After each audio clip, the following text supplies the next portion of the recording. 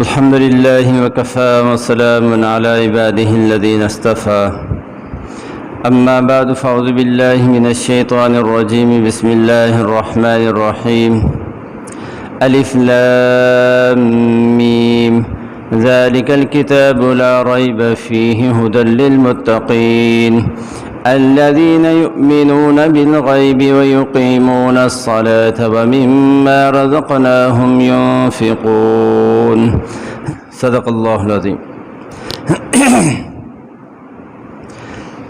یہ آیت سے ہم سورہ بقرہ کا آغاز کر رہے ہیں، اور سورہ بقرہ یہ مدنی صورت ہے اور قرآن پاک کی صورتوں میں سب سے طویل اور سب سے لمبی صورت ہے۔ اس کے 40 رکوع ہیں اور 286 آیات ہیں۔ یہ صورت مدنی صورت ہے، یعنی حضور علیہ السلام کے ہجرت کی غرض سے مدینہ تشریف لے جانے کے بعد یہ صورت نازل ہوئی ہے، اور یہ بہت اہم صورت ہے۔ ایک تو مدینہ جانے کے بعد سب سے پہلی صورت جس کا نزول شروع ہوا وہ یہ سورہ بقرہ ہے، اور یہ بہت لمبے عرصے میں مکمل ہوئی ہے۔ ابتدائی صورتیں تو مدینہ جانے کے بعد نازل ہوئی، لیکن آگے جا کے اسی میں جب یہ ربا اور سود کی حرمت کا بیان ہوا ہے تو وہ جا کے فتح مکہ کے موقع پر اس کے بعد جو ہے وہ آیتیں نازل ہوئی ہیں۔ اور اسی طرح اس صورت کے اندر جو ایک آیت ہے 281 نمبر آیت ہے غالباً، وَاتَّقُوا يَوْمًا تُرْجَعُونَ فِيهِ إِلَى اللَّهِ، یہ آیت قرآن پاک کی سب سے آخری آیت نازل ہوئی ہے، اور 10 ہجری میں حجۃ الوداع کے موقع پر 10 ذی الحجہ کو جب حضور علیہ السلام حج کے اعمال ادا کر رہے تھے اس وقت یہ آیت نازل ہوئی، یعنی اتنے لمبے عرصے میں یہ سورت جو ہے مکمل ہوئی ہے۔ اور اس میں بہت سے احکامات ہیں۔ اس سورت کا جو مضمون ہے، موضوع ہے، وہ یہ ہے کہ یہ ایمان اور اعمال صالحہ کا بیان ہے سورت کے اندر، اور اللہ کے نبی نے اس سورت کے بڑے فضائل بیان فرمائے ہیں۔ فرمایا کہ یہ سورہ بقرہ جو ہے ضربۃ ثنام القرآن ہے، قرآن کا بہت اونچا اور بہت مبارک حصہ ہے، اور میں اس کو یاد کرنا یہ بہت بڑا اللہ تعالیٰ کی طرف سے فضل ہے، اور اس کو چھوڑ دینا بہت بڑی محرومی کی بات ہے، اور جادو کے اثرات کو ختم کرنے کے لیے یہ بہت ہی یعنی مجرب صورت ہے۔ اور فرمایا کہ باطل اس صورت پر غالب نہیں آ سکتا۔ باطل سے مراد یہ کہ جنات کے اثرات ہیں۔ جس گھر کے اندر اثرات ہوں، اگر سورہ بقرہ کی وہاں تلاوت کی جائے تو اللہ تعالیٰ ان اثرات کو ختم فرما دیتے ہیں۔ تو سب سے آخری آیت بھی اس صورت میں نازل ہوئی، اور قرآن پاک کی سب سے لمبی آیت ہے، یہ آخر میں آتی ہے، تیسرے پارے میں آیت مدینہ اس کو کہتے ہیں۔ قرآن پاک کی سب سے لمبی آیت ہے، وہ بھی اسی صورت میں ہے، اور قرآن پاک کی سب سے عظیم ترین آیت جو ہے آیت الکرسی، وہ بھی اسی سورہ بقرہ کے اندر ہے۔ بہت اہم مضامین ہے۔ حضرت عمر رضی اللہ تعالیٰ عنہ نے اس صورت کے سیکھنے میں جب تفسیر کے ساتھ اس کو پڑھا تو 12 سال لگائے ہیں حضرت عمر رضی اللہ تعالیٰ نے سورہ بقرہ کے سیکھنے میں، اور ان کے بیٹے حضرت عبداللہ بن عمر رضی اللہ تعالیٰ نے بھی 8 سال کے اندر اس صورت کو سیکھا ہے۔ تو اس سے ہم اندازہ لگا سکتے ہیں کہ کتنی اہم صورت ہے یہ سورہ بقرہ۔ اس صورت کو اللہ تعالیٰ نے شروع کیا ہے الف لام میم سے۔ یہ الف لام میم جو ہے حروف مقطعات میں سے ہے، اور یہ قرآن پاک کی تقریباً 29 صورتوں کے شروع میں یہ حروف آتے ہیں، اور ویسے تو جب حروف آپس میں ملتے ہیں تو ان سے کوئی ایسا لفظ بن جاتا ہے جس کو کوئی معنی اور مطلب ہوتا ہے، لیکن یہ جو حروف ہیں قرآن پاک کی 29 صورتوں کے شروع میں کسی جگہ الف لام میم ہے، کسی جگہ الف لام را ہے، اور کسی جگہ جو ہے وہ کاف ہا عین یا یہ صاد ہے، مختلف یہ حروف آئے ہیں۔ تو ان کے ملنے سے جو کوئی لفظ نہیں بن رہا، بلکہ ان حروف کو اسی طرح سے پڑھیں گے، الف لام میم الگ الگ پڑھیں گے، اس لیے ان حروف کو حروف مقطعات کہا جاتا ہے، الگ الگ پڑھے جاتے ہیں۔ اور صحابہ کی ایک بڑی جماعت کی رائے یہ ہے کہ ان کے معنی اور مطلب کو اللہ ہی جانتا ہے، اللہ تعالیٰ کے علاوہ کوئی بھی آدمی ان کے معنی اور مطلب کو نہیں جانتا۔ یہ اللہ جل جلالہ کے راز ہیں یہ الفاظ، اور ہر کسی کے کچھ نہ کچھ راز ہوتے ہیں، تو اللہ جل جلالہ کے بھی یہ راز ہیں۔ ہو سکتا ہے کہ اللہ تعالیٰ نے حضور علیہ السلام کو ان کی تعلیم دی ہو، لیکن کیونکہ امت کے کسی عقیدے کسی عمل کا تعلق ان کے ساتھ نہیں ہے، اس لیے ان کی تعلیم حضور علیہ السلام سے منقول نہیں، ان کی تفسیر منقول نہیں۔ اس لیے اس کا ترجمہ جب کرتے ہیں عربی میں تو اللہ اعلم بمرادہ بذالک، کہ اللہ تعالیٰ ہی اس لفظ کے معنی کو جانتے ہیں۔ آگے فرمایا ذالک الکتاب لا ریب فیہ، یہ ایسی کتاب ہے جس میں کوئی شک و شبہ نہیں ہے۔ سورہ فاتحہ کے اندر 3 گروہوں کا ذکر تھا، ایک جو ہے وہ جو صراط مستقیم پر منعم علیہ لوگ ہیں، انبیاء، صدیقین، شہداء اور صالحین، دوسرا مغضوب علیہم ان کا ذکر تھا، تیسرا ضالین گمراہ لوگوں کا ذکر تھا۔ تو انہی کی تفصیل اس صورت کے اندر بیان ہوئی ہے، اور پھر اس صورت کے اندر تھا سورہ فاتحہ میں اہدنا الصراط المستقیم، اے اللہ ہمیں سیدھا راستہ دکھا دے، تو اس کی طرف اشارہ کیا ذالک الکتاب لا ریب فیہ، جو آدمی سیدھے راستے پر آنا چاہے تو اس کے لیے یہ کتاب ہے، قرآن پاک ہے، جس میں کسی قسم کا کوئی شک و شبہ نہیں ہے۔ تو فرمایا ذالک الکتاب لا ریب فیہ، یہ ایسی کتاب ہے جس میں کوئی شک و شبہ نہیں ہے، ھدی للمتقین، یہ ڈرنے والوں کے لیے ہدایت کا ذریعہ ہے۔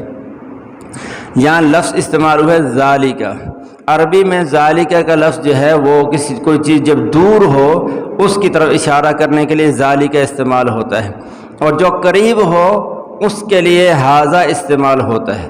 یہ قرآن تو قریب ہے، اس کے لیے ھذا استعمال ہونا چاہیے تھا، تو ذالک کیوں استعمال ہوا؟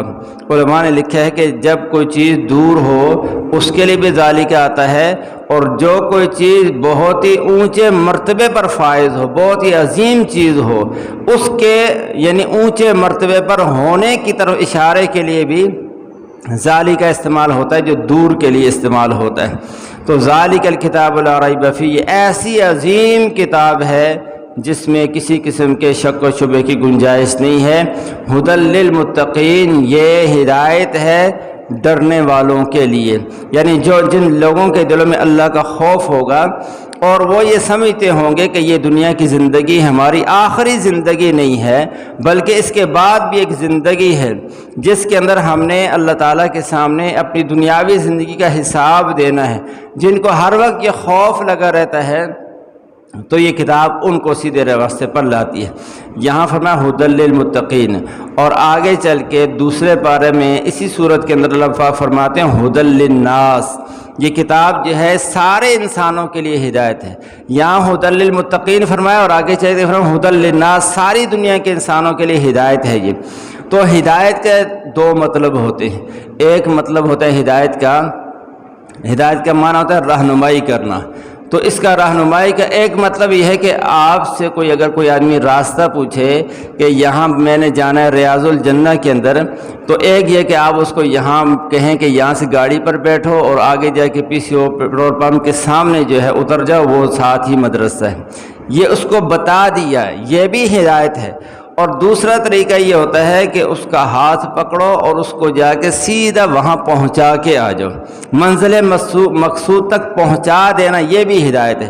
تو یہاں جو اللہ فرما رہے ہیں ھدی للمتقین، اور دوسری جگہ ھدی للناس، یہ قرآن ہدایت اس معنی میں تو ہر ایک کے لیے کہ سیدھا راستہ اس کو بتاتی ہے، لیکن جن کو منزل تک پہنچاتی ہے، جو منزل تک پہنچتے ہیں وہ وہی پہنچتے ہیں جن کے دلوں میں خدا کا خوف ہوتا ہے، وہی منزل تک پہنچتے ہیں، باقی راستہ سب کو بتاتی ہے۔ آگے متقین کی 3 صفات کو ذکر فرمایا، الذین یؤمنون بالغیب، پہلی صفت متقین اللہ سے ڈرنے والوں کی یہ ہے کہ وہ ایمان بالغیب لاتے ہیں، غیب پر ایمان لے، بن دیکھی چیزوں پر ایمان رکھتے ہیں۔ دوسری صفت یہ فرمائے وَيُقِيمُونَ الصَّلَاةَ، نماز کو قائم کرتے ہیں۔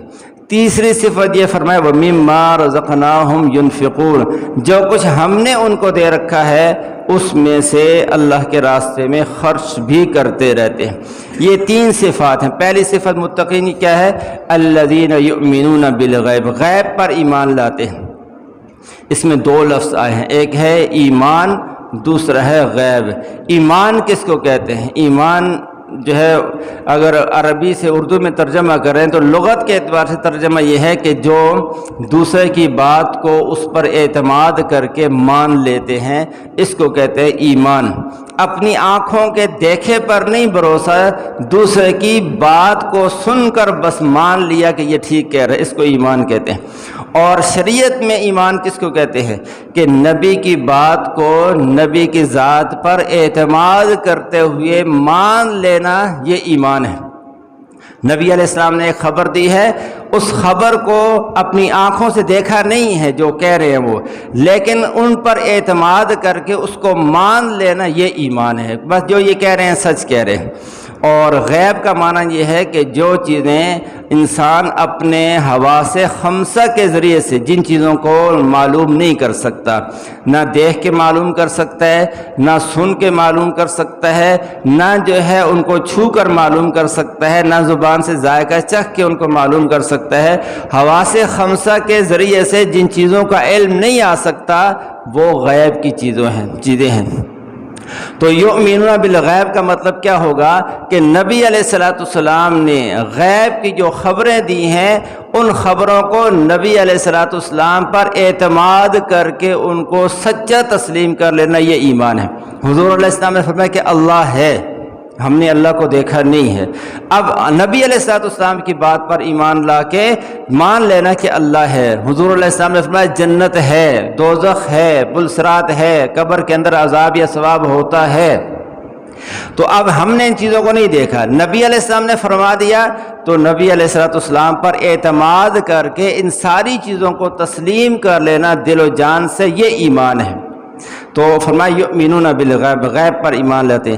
آج بعض اوقات لوگ کہتے ہیں جی جو چیز نظر نہیں آتی اس کو ہم کیسے مان لیں؟ پچھلے دنوں مجھے یونیورسٹی کی طالب علم نے فون کیا کہ ہمارا پروفیسر کہتا ہے کہ اللہ کو ہم کیسے مانیں جب اللہ نظر ہی نہیں آتا؟ ہندوؤں کے بت تو نظر آتے ہیں، تو ہمارا خدا تو نظر نہیں آتا۔ تو اس کا جواب یہ ہے کہ دنیا میں ہم بہت سی چیزیں ایسی ہیں جن کو ہم دیکھ نہیں سکتے، لیکن ان کو ہم مانتے ہیں کہ یہ چیزیں ہیں۔ انسان کے دماغ میں عقل ہے، آج تک عقل کس نے دیکھی ہے کہ عقل کوئی چیز ہے؟ عقل حسی طور پر نظر نہیں آتی، لیکن مانتے ضرور ہیں کہ عقل ہے اس کو۔ اسی طرح مولانا تقی صاحب فرماتے ہیں آدمی اڑتا ہوا جہاز دیکھ رہے ہیں، ہوائی جہاز سواریوں والا، وہ جا رہا ہے۔